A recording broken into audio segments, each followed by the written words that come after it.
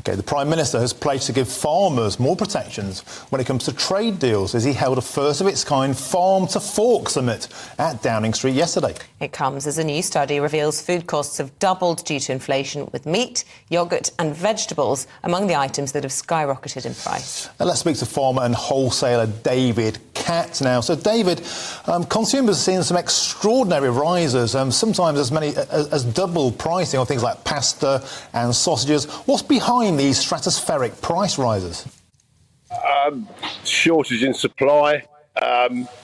Initially, with production in Eastern Europe, Ukraine's a massive producer of cereals and oils. That started the process off. But what's happening in this country now is production is falling off a cliff.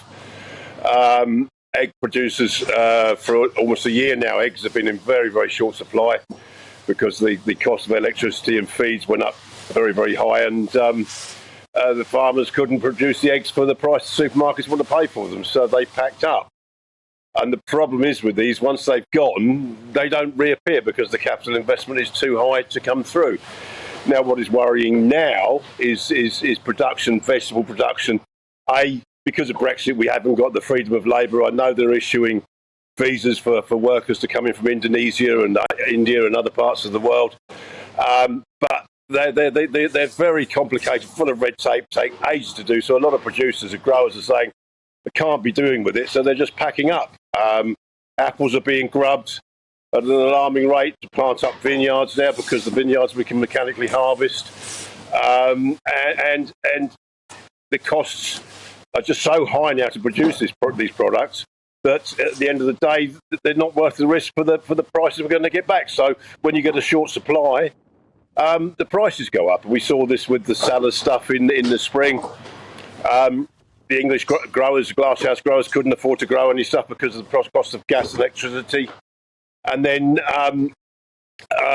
there was a weather feature in Spain, cold weather, created a shortage of supply, and the prices went through the roof. In fact, the supermarkets wouldn't allow their packers enough money to pay for them, so they went without. And what worries me now is potatoes, especially in the last week or two, have gone. Certain chipping potatoes have gone from £300 a tonne ex-farm.